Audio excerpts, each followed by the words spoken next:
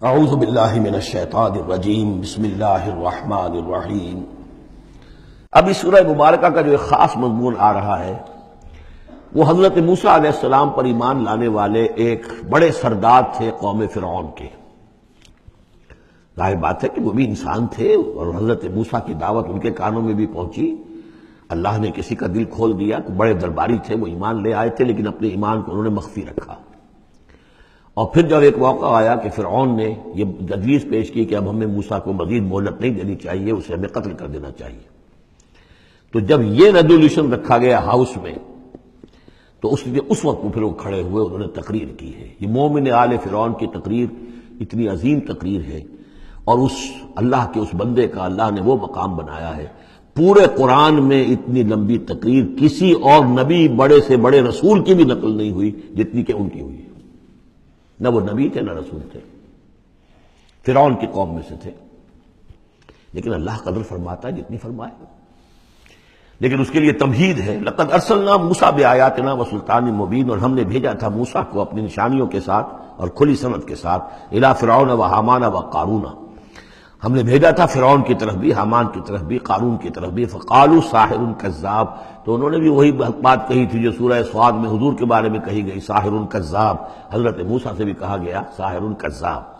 فلما جاءهم بالحق من عندنا قالوا اقتلوا ابناء الذين آمنوا، تو جب وہ آئے حق کے ساتھ ہماری طرف سے حق لے کر، تو انہوں نے کہا کہ ان کے قالوا اقتلوا ابناء الذين آمنوا معه، جو لوگ اس کے ساتھ ایمان لائے موسیٰ کے ساتھ، موسیٰ پر، ان کے بیٹوں کو قتل کر دو، واستحیوا نساءهم، اور ان کی بیٹیوں کو زندہ رکھو، وما کید الکافرین الا فی ضلال، لیکن یہ داؤ جو ہے منکروں کا تو وہ بھٹک کر رہ جاتا ہے، اس کا نتیجہ کوئی نہیں نکلتا۔ یہ وہ بات ہے جو ہم اس سے پہلے پڑھ چکے ہیں سورہ اعراف میں۔ سورہ اعراف میں کہا تھا جو سردار تھے اس قوم کے، فرعون کے درباری، کہ موسیٰ کو قتل کر دیجئے، کیا چھوڑے رکھو گے اس موسیٰ کو تم؟ اور یہ تمہارا دین جو ہے یہاں فساد مچا رہا ہے زمین میں، لوگ اس پر ایمان لا رہے ہیں، جمع ہو رہے ہیں، اس کی طاقت بن رہی ہے، کب تک چھوڑے رکھو گے؟ لیکن جیسا کہ میں بتا چکا ہوں، جو اس وقت فرعون تھا وہ گویا کہ حضرت موسیٰ کا چھوٹا بھائی تھا۔ حضرت موسیٰ کو اللہ تعالیٰ نے فرعون کے محل میں پلوایا ہے، اور پہلے اس کے ہاں بڑا جو بوڑھا تھا جو اب چھوڑ چکا تھا تخت، زندہ تھا اس وقت بھی لیکن تخت چھوڑ، منفتاخ اس کا نام تھا، منفتاخ تھا جس وقت کے اصل حکومت کر رہا تھا جب حضرت موسیٰ کو دریائے نیل سے نکالا ہے اس کے محل والوں نے، اور وہ قتل کرنا چاہتا تھا، لیکن اس وقت اس کی بیوی جو تھی، اور غالباً وہ حضرت آسیہ ہیں جن کا ذکر سورہ تحریم میں آئے گا، امرات فرعون، بہت نیک، کسی طریقے سے انہوں نے کہہ کے بچا لیا، قرۃ عین لی ولک، یہ تو میرے اور تمہارے لیے آنکھوں کی ٹھنڈک بن جائے گا۔ اس کے بعد یہ وقت آیا کہ جب حضرت موسیٰ علیہ السلام چلے گئے، ان کے ہاتھ سے وہ قبطی قتل ہو گیا، پھر وہ مدین گئے، مدین سے ہو کر واپس آئے، تو اب اس کا جو بیٹا تھا، یہ جو پیدا ہو چکا تھا بعد میں، پہلے تو حضرت موسیٰ ہی تھے، اس کے بعد اس کے ہاں بھی اولاد ہو گئی، ایک بیٹا ہو گیا، وہ ہے رامسیس سیکنڈ، وہ ہے رامسیس کے جو اس وقت اب تھا فرعون، اس لیے کہ بوڑھے باپ نے سارے امور سلطنت اس کے حوالے کر کے خود ریٹائرمنٹ لے لی تھی۔ اس کے سامنے جب پیش ہوئے، اس کے سامنے درباریوں نے کہا کہ اسے قتل کر دو ورنہ تو یہ فساد مچا دے گا دنیا کے اندر، تمہارے ملک کے اندر، لیکن وہ چونکہ چھوٹے بھائی کی حیثیت سے تھا، اور حضرت موسیٰ اس کے بڑے بھائی کی حیثیت رکھتے تھے، ساتھ پلے تھے، ساتھ کھیلے کودے تھے، انہوں نے کہا نہیں کوئی ایسی بات نہیں ہے، ہم بڑی آسانی سے یہ کر سکتے ہیں، اس قوم کی ہم اس کی طاقت جو ہے وہ ختم کر دیں گے کہ ان کے بیٹوں کو قتل کرو اور ان کی بیٹیوں کو زندہ رکھو۔ یہ سب کچھ ہو رہا تھا۔ وقال فرعون، اب جب وہ مرحلہ آیا ہے تو فرعون نے بھی سمجھ لیا کہ اب جو معاملہ ہے، اب پانی سر سے گزر چکا، اب تو اگر میں نے موسیٰ کو قتل نہ کیا تو واقعتاً بڑا فساد پیدا ہو جائے گا، ہمارے اقتدار اور ہماری تہذیب اور ہمارا کلچر سب کا بیڑا غرق ہو جائے گا۔ تو وقال فرعون ذرونی اقتل موسیٰ، فرعون نے کہا کہ مجھے اجازت دو کہ میں موسیٰ کو قتل کر دوں۔ اب یہ کیوں پوچھ رہا ہے؟ حالانکہ رب ہونے کا مدعی ہے، مطلق العنان بادشاہ ہے، لیکن اسے اندازہ ہو گیا تھا کہ میرے اپنے لوگوں میں کچھ اثرات پیدا ہو چکے ہیں اب حضرت موسیٰ کی دعوت کے، اگر میں نے بغیر کنسنسس ڈیولپ کیے ہوئے تمام درباریوں کو اپنے کانفیڈنس میں لیے بغیر اگر کوئی اقدام کر دیا تو ہو سکتا ہے کہ اندر سے کوئی بغاوت ہو جائے، لہذا اب وہ عدالت کے سامنے وہ مطلق العنان بادشاہ جو ہے وہ اپنے دربار میں رکھ رہا ہے، ضروری اقتل موسیٰ، مجھے اب تم اجازت دو، late us kill him, let us do away with him. وَلْيَدْعُ رَبَّهُ، اور پکار لے وہ اپنے رب کو، ہمارے قتل کرنے کے مقابلے میں بچانے کے لیے پکار لے اپنے رب کو اگر بچا سکتا ہے۔ انی اخاف ان یبدل دینکم، مجھے اندیشہ ہے وہ تمہارا دین بدل دے گا، وَأَن یظہر فی الارض الفساد، یا زمین میں بہت بڑا فساد پیدا کر دے گا۔ وقال موسیٰ، اور موسیٰ نے کہا، یہ بات ان تک پہنچی ہوگی کہ دربار میں یہ مشورہ ہو رہا ہے، انہوں نے فرمایا انی عذت بربی وربکم، میں تو پناہ پکڑتا ہوں اپنے رب کی اور تمہارے رب کی، من کل متکبر، ہر متکبر کے مقابلے میں، لا یؤمن بیوم الحساب، جو یوم حساب پر ایمان نہیں رکھتا۔ وقال رجل مومن من آل فرعون یکتم ایمانہ، اور کہا ایک مومن مرد نے جو آل فرعون میں سے تھا، یکتم ایمانہ، وہ ابھی تک اپنے ایمان کو چھپائے ہوئے تھا۔ گویا کہ یہ وقت تھا کہ اب وہ کھڑا ہوا، انہوں نے کہا کہ گویا کہ اب بن رہا ہے کہ میں ڈٹ کر بات کروں، اس لیے کہ یہ اقدام اگر فرعون نے کیا تو مسئلہ جو ہے اب وہ صورتحال بگڑ سکتی ہے۔ یہ ہے تقریر جو شروع ہو رہی ہے۔ وقال رجل مومن من آل فرعون یکتم ایمانہ اتقتلون رجلا ان یقول ربی اللہ، سوچو تم ایک شخص کو قتل کرنا چاہتے ہو محض اس جرم کی پاداش میں کہ وہ کہتا ہے میرا رب اللہ ہے۔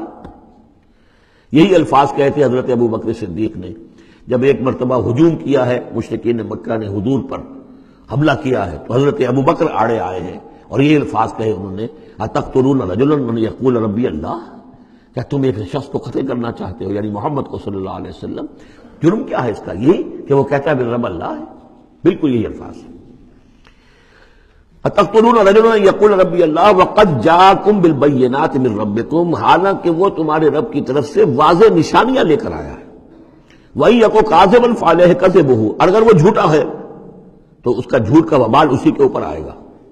وَإِن يَكُ صَادِقًا، اور اگر سوچ لو اگر وہ سچا ہوا، يُصِبْكُمْ بَعْضُ الَّذِي يَعِدُكُمْ، تو پھر تم پر وہ کچھ چیزیں آئیں گی جس کی کہ وہ دھمکی دے رہا ہے اور تمہیں بتا رہا ہے عذاب الہی آئے گا اور تم تباہ و برباد کر دیے جاؤ گے۔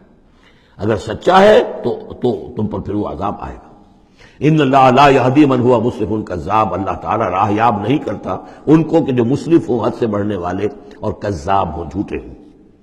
یا قوم لکم الملک اليوم، اے میری قوم کے لوگوں آج تو اختیارات تمہارے ہاتھ میں ہیں، تمہاری بادشاہت ہے، تمہاری حکومت ہے۔ ظاہرین فی الارض، تم زمین میں غالب ہو، تمہارا ڈنکا بج رہا ہے۔ فمن ینصرنا من باس اللہ ان جاءنا، تو اگر کہیں اللہ کا عذاب ہم پر آ گیا تو کون مدد کرے گا، کون بچائے گا اللہ کے عذاب سے؟ قال فرعون، اب دیکھیے اس کا نتیجہ کیا نکلا ہے کہ فرعون جیسے کہ بے بس سا ہو کر کہہ رہا ہے، یہ پہلا رد عمل ہے اس کا، ما اریکم ما ارا، دیکھو بھائی میں تو جو کچھ میری رائے ہے وہ میں نے پیش کی ہے، میں نہیں دکھا رہا تمہیں مگر وہی جو میں دیکھ رہا ہوں۔ میں یہ دیکھ رہا ہوں کہ اگر اس کو قتل نہ کیا گیا موسیٰ کو تو تباہی آئے گی اور بڑا فساد بن جائے گا، اور یہ معاملہ جو ہے اب پانی جو ہے حد سے گزر گیا ہے، سر سے گزر چکا ہے، اب ہمیں کچھ نہ کچھ کرنا چاہیے۔ تو جو مجھے دکھائی دے رہا ہے اریکم ما ارا، جو میں دیکھ رہا ہوں وہ میں تمہیں دکھانا چاہ رہا ہوں۔ وما اہدیکم الا سبیل الرشاد، اور میں نہیں رہنمائی کر رہا تمہاری مگر کامیابی کے راستے کی طرف۔ وقال الذی آمن، اور وہ جو اہل ایمان ہیں، وہ جو مومن آل فرعون ہیں، وہ اپنی تقریر جاری رکھے ہوئے ہیں۔ قال الذی آمن یا قوم، کہا اس مومن شخص نے اے میری قوم کے لوگوں انی اخاف علیکم مثل یوم الاحزاب، مجھے اندیشہ ہے تم پر کہ اس طرح کا دن نہ آ جائے جس طرح کے دن پہلی اور قوموں پر آئے ہیں، مثل داب قوم نوح وعاد وثمود والذین من بعدہم، جیسا کہ معاملہ ہوا تھا قوم نوح کا، پھر قوم عاد کا، پھر قوم ثمود کا، اور پھر ان کا جو ان کے بعد ہوئے۔ وما اللہ یرید ظلما للعباد، اور اللہ تعالیٰ تو اپنے بندوں پر ظلم کا ارادہ نہیں رکھتا۔ یہ بندے ہی ہیں کہ جو اپنی کوتاہی کی وجہ سے، اپنی تکذیب کی وجہ سے، اپنی شرارتوں کی وجہ سے جو اپنے اوپر عذاب الہی کو دعوت دیتے ہیں۔ وَيَا قَوْمِ إِنِّي أَخَافُ عَلَيْكُمْ يَوْمَ التَّنَادِ، اور اے میری قوم کے لوگوں مجھے اندیشہ ہے تم پر کہ وہ دن آئے گا جس میں چیخ پکار ہوگی، ہنگامہ ہوگا۔ یوم تولون مدبرین، جس روز تم پیٹھ دکھا کر، پیٹھ موڑ کر بھاگو گے۔ ما لکم من اللہ من عاصم، لیکن پھر اللہ کے پکڑ سے تمہیں بچانے والا کوئی نہیں ہوگا۔ ومن یضلل اللہ فما لہ من ہاد، اور جسے اللہ ہی گمراہ کر دے پھر اس کو ہدایت دینے والا کوئی نہیں۔ وَلَقَدْ جَاءَكُمْ يُوسُفُ مِن قَبْلُ بِالْبَيِّنَاتِ، اور دیکھو تمہارے پاس پہلے یوسف آئے تھے واضح نشانیاں لے کر۔ اس کو اللہ نے کیسی تعبیر الاحادیث سکھائی تھی، اس نے کیا کیا تھا، اس نے بادشاہ کے، اس وقت کے بادشاہ کے خواب کی تعبیر بتائی تھی، اس نے اس ملک کو تباہی سے بچایا تھا، اس کو بھی تم نے مانا نہیں۔ حالانکہ انہوں نے اس طرح کی دعوت بھی نہیں دی. یہ بات ذہن میں رکھیے، رسول نہیں تھے یوسف صرف نبی تھے. لیکن یہ کہ تم نے مانا تو نہیں اس کو، تم اس پر ایمان تو نہیں لائے، تم نے نہیں مانا کہ وہ اللہ کے نبی ہے. وَلَقَدْ جَاءَكُمْ يُوسُفُ مِنْ قَبْلُ، اور اس سے یہ بات معلوم ہو گئی کہ حضرت یوسف اور حضرت موسیٰ کے درمیان بنی اسرائیل میں کوئی نبی نہیں ہے. اس لیے کہ اگر کوئی اور نبی ہوتے تو یہ مومن آل فرعون ان کا بھی تذکرہ کرتے.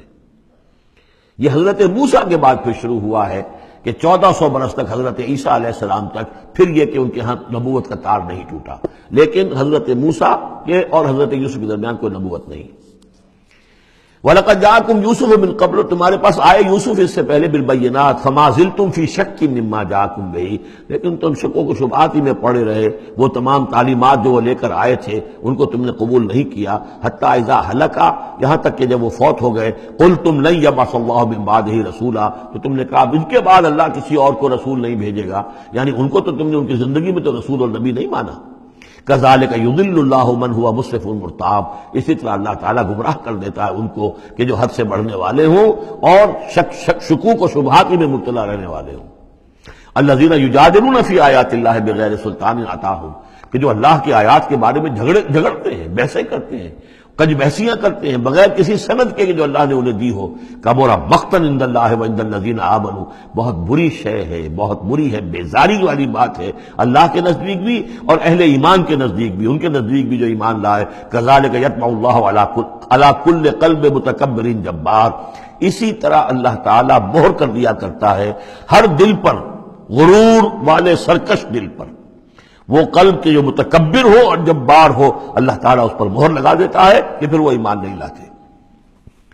وقال فرعون، اب یہ تقریر تو جاری ہے ان کی، اور آپ چشم تصور سے دیکھیے کہ معلوم ہوتا ہے کہ ان کی تقریر کا اثر ہو رہا ہے درباریوں پر، کہ بات ایک سے ایک بات جو ہے وزنی ہے، ایک سے ایک مربوط ہے، جڑی ہوئی ہے، تاریخی حوالے سے بھی آ گئی، عقلی حوالے سے بات آ گئی، ہر اعتبار سے انہوں نے اس طریقے کی تقریر کی ہے کہ اب سارے یوں سمجھیے کہ اگر پورے دربار کے اوپر ایک دفعہ سناٹا چھا گیا ہے.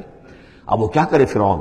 قال فرعون یا حامان، فرعون نے کہا ہے حامان، یہ وزیر تھا اس کا، ابن لی صرحا، اب میرے لیے ذرا ایک بڑی عمارت بناؤ، لعلی ابلغ الاسباب، تاکہ ہو سکتا ہے کہ میں پہنچوں جو آسمان کے اسباب السماوات، آسمان کے راستوں تک میں پہنچ جاؤں. فاطلع الی الہ موسیٰ، اور پھر میں جھانک کر دیکھوں اور مطلع ہونے کی کوشش کروں الہ موسیٰ کون ہے جس کا ذکر یہ کر رہا ہے موسیٰ.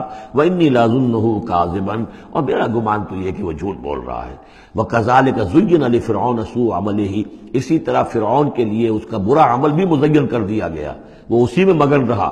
وصد عن السبیل، اور اس کو روک دیا گیا صراط مستقیم سے، سیدھی راہ سے. وما کید فرعون الا فی تباب، اور یہ ساری چال فرعون کی وہ سب کی سب جو ہے ناکام ہوئی اور تباہ و برباد ہونے کے واسطے تھی. یہ گویا کہ کھسیانی بلی کھبا نوچے والی بات ہے. پہلے تو اس کی بے بسی تھی، ما اریکم الا ما ارا وما اہدیکم الا سبیل الرشاد، میں نے جو بات مجھے صحیح معلوم ہوتی تھی وہ میں نے آپ کے سامنے رکھ دی، باقی معاملہ آپ جانیں. لیکن میں آپ کو جس راستے کی رہنمائی کر رہا ہوں کہ قتل کر دو اب موسیٰ کو، اب مزید مہلت نہ دو، کامیابی اسی میں ہے. اب یہاں جو اثر ہو چکا ہے حضرت موسیٰ کی تقریر کا، اب یہاں وہ کھسیانہ سا ہو کر رہتا ہے کہ اچھا بھائی بناؤ ذرا کوئی ایک بڑی سی دیوار کو، بڑا اونچا مینار بنانا اس پر، تاکہ میں اس پر چڑھ کر دیکھوں آسمان کے اندر کہ کہیں واقعی کوئی موسیٰ کا خدا ہے. جیسا کچھ بے وقوفوں نے کہا تھا کہ ہم تو چاند پہ بھی ہو آئے، ہمیں کہیں خدا نہیں ملا، تو ایسا بھی لوگ کہتے. صدق اللہ العظیم.